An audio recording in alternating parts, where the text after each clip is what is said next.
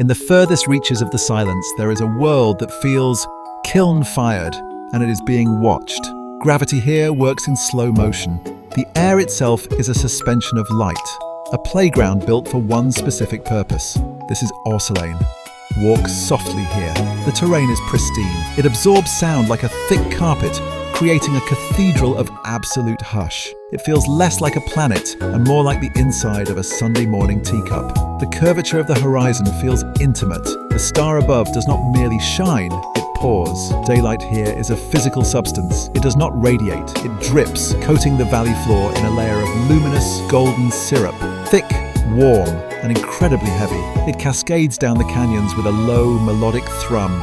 In this gallery of silence, life must be equally refined. Evolution here has favored elegance over strength, and life here doesn't walk, it glides. To walk would be to shatter the silence, so nature has invented a way to move without a single vibration. Meet the Glaze-Grazer, a creature born in a pottery wheel's dream. Look at the symmetry of its shell.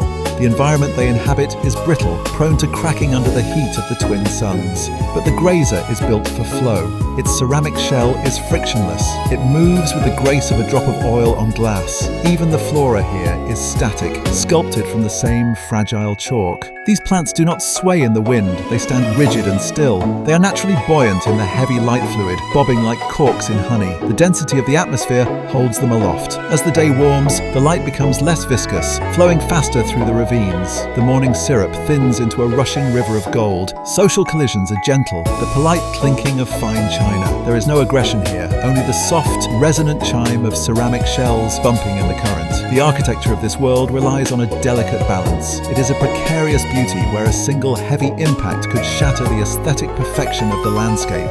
Surfing on the photon streams they seem to be playing, but this sliding is essential work. While it looks like joy, this endless motion is the only thing keeping their world from falling apart. Without maintenance, these pristine surfaces would fracture into dust. The heat is relentless, and without protection, the porcelain ground would disintegrate into a dry, white powder. They are the custodians of the kiln. They are not just inhabitants, they are the caretakers, evolved to polish the very world they walk upon.